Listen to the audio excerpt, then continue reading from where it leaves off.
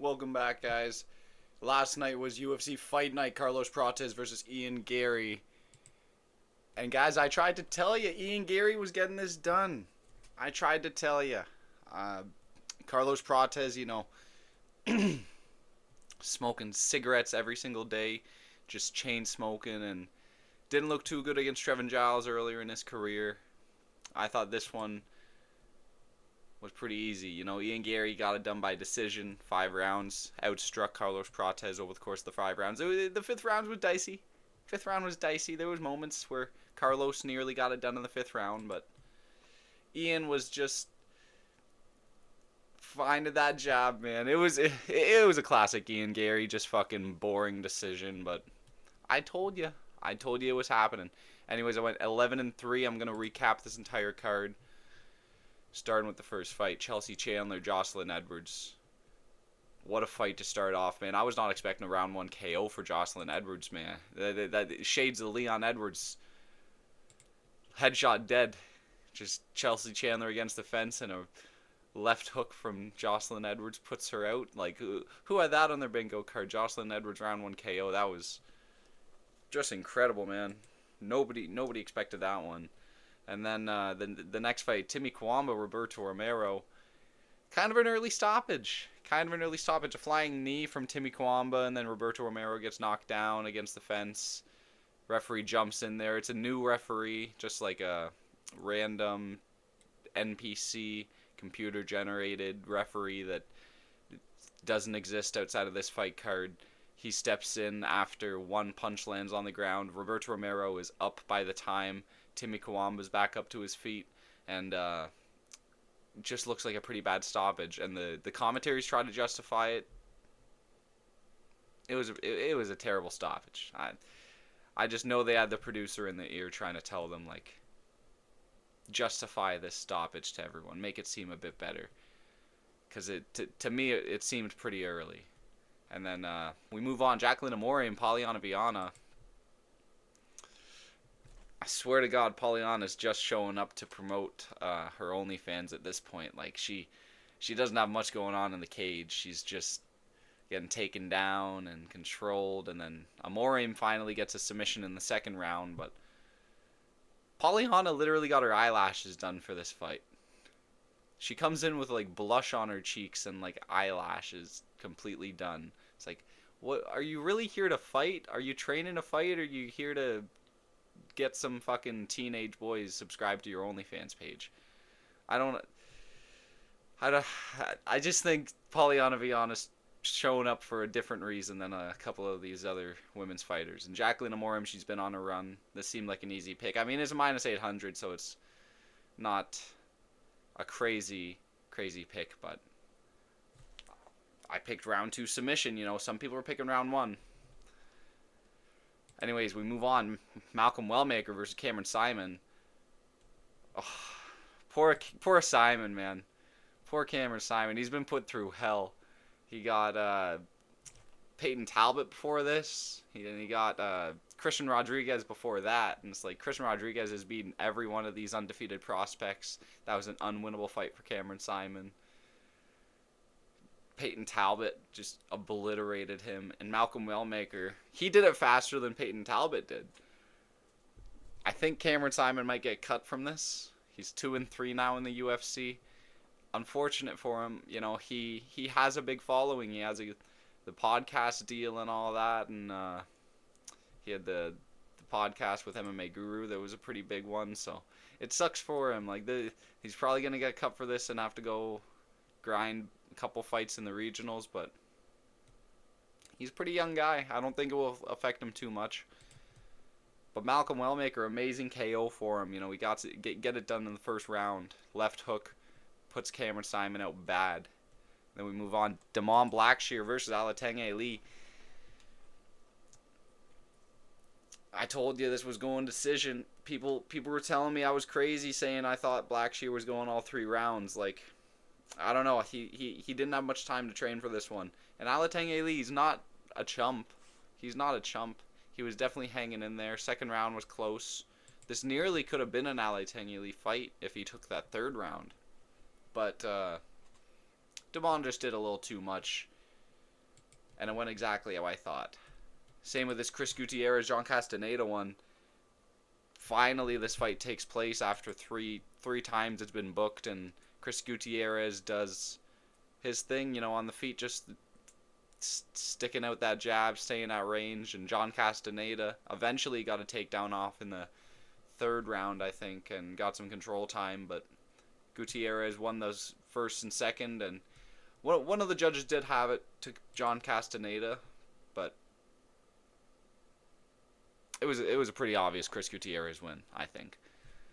And then Evan Elder, Gage Young, he was just outlanding Gage Young. I was saying Gage Young, this is definitely a foot in the door move for him to take a week's notice fight against Evan Elder when Hazanada had the fucking accusations and got pulled out of the card because of that.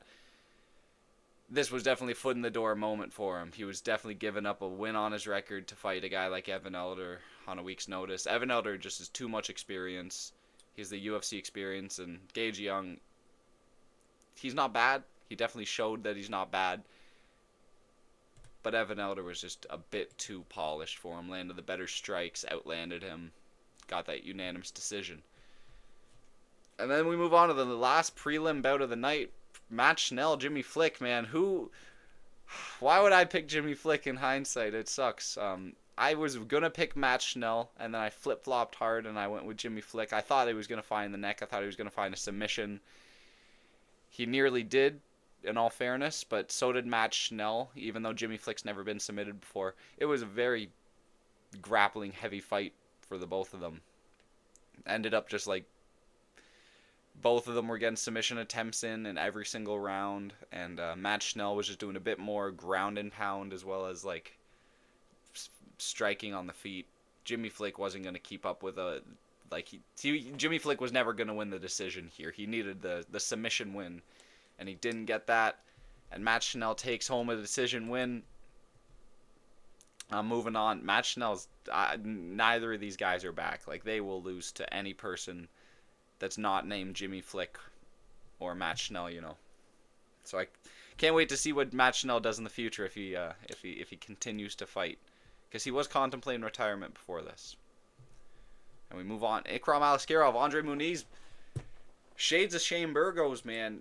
Lands a left hook and 2 seconds go by, and Andre Muniz collapses after that. Just the latest reaction to a left hook we've seen in recent memory. He was against the fence. Maybe it was because his back hit the fence and it kind of stumbled him a bit more. Maybe that's why it looked a bit awkward. I can't, it's kind of hard to tell, but it was like a delayed reaction KO for Ikram there. Not much to say. I mean, Andre's been KO'd 5 times now, so it's not an incredible win or anything. He was a minus 550. This was how it was supposed to play out. So yeah, Randy Brown versus Nicholas Dalby, the next one. I've seen a side-by-side clip of Justin Gaethje and Nicholas Dalby both getting knocked out, and man, the clip is it's identical. For Gaethje from UFC 300 and Dalby from last night, they both got hit the same way and they both fell and slumped over the same way. It's kind of crazy how history repeats itself, man. But Randy Brown, this was a scrap fest, and he came out on the other side in the bet. I mean, Nicholas Dalby's 40 years old. You'd think that Randy Brown would be the one to come out on the other side, but Dalby was looking good. He was landing good shots before Randy Brown landed the final shot of the fight, but Nicholas Dalby was looking good. I was worried. I was thinking Dalby was gonna get it done in this fight, but then Randy Brown just grits down and just lands. He was not giving Nicholas Dalby any credit on the feet. They were not respecting each other. They were standing in the pocket in the first round, just throwing hooks like this was the last 10 seconds of Max Holloway, Justin Gaethje. It was a crazy fight. It was a crazy fight. And Randy Brown ends up getting that round 2 KO win over Nicholas Dalby. Michel Pereira, Abus Magomedov's the next fight. Michel Pereira gasses out. What's new? What's new, guys? You guys are acting surprised that Michel Pereira is gassing out. Like, he didn't gas out in 50 seconds in his last fight against fucking Anthony Hernandez. It's not that hard of a pick. I mean, Abus also was gassing out. He's not the cardio king or anything, but he had a bit more to give. And I mean, I thought he'd been showing that recently. He went to the second round, outgritted Bruno Ferreira in his last fight. Not a lot of people can do that. Michel Pereira's gassing in 50 seconds. People were trying to say that Michel Pereira's a lock. People were confidently picking Michel Pereira. It didn't make sense. Abus Magomedov is able to just do a little bit more than Michel Pereira in this fight and takes home a decision victory. And then we move on to this absolutely atrocious bullshit fucking terrible decision. Giga Chikadze versus David Onama. I hate this. Giga Chikadze should have won this fight off of damage. Thought it was pretty clear. David Onama was grappling, trying to just to survive pretty much, you know. He had nothing for Giga on the feet. He was getting tripled pretty much striking-wise on the feet. Giga was just landing 3-1. I'd say at least watching. He was landing like a nice three-piece combo for every one strike that David Onama landed. Like it looked like Giga was a fucking teacher out there, and David Onama was a rookie. But David Onama ends up getting a takedown off and just holds him in the second round, and then gets a takedown off in the third round and holds him for a bit more. And the judges are like, yeah, that's a win. It's fucking bullshit. They need to decide when they choose damage-based scoring or not, because it's in the criteria, but half the time they do and half the time they don't. You know, it's like which fighters do they want to win and which fighters do they not want to win. It's crazy. I don't know how they decide it sometimes. It just doesn't make sense to me. I think Giga should have won this fight, but David Onama ends up getting the decision win. And I mean, what are you gonna do? Nothing's gonna happen now. Giga. Nothing's gonna happen now. David Onama's just gonna continue on his path. I still don't think David Onama's that good. Like, he really did not show he was that good in this fight. This is like the Mario Batista style, and I think that style has to die. The fucking stalling against the fence or the stalling on the ground where you're not even trying to advance your position and go for like ground and pound or submissions or anything. It's a fucking eye gouger. Anyways, not to sour the mood too long, because Anthony Smith, Zhang Ming Yang was the next one, and that was a fucking incredible fight, man. Oh my god. This guy might actually go on a run. Maybe Zhang Ming Yang might go on a run. Not that he's not already been on a run, but he's calling out Yuri after he beat Anthony Smith, man. If he gets a Yuri fight, like, I could see him beat Yuri. I could see him beating Yuri. I don't think that's crazy. I mean, I could see Yuri winning that fight as well, but if he beats... Could he beat Magomed Ankalaev? I don't know, man. This guy's nearly undeniable at this point. He's 26 years old on a fucking 12-fight finish streak in the first round. That's incredible. Anthony Smith is flipping off this fat guy in the crowd after... with a Nebraska t-shirt on. Kind of funny, pretty hilarious moment of you just see Anthony Smith on his knees in the middle of the ring flipping off.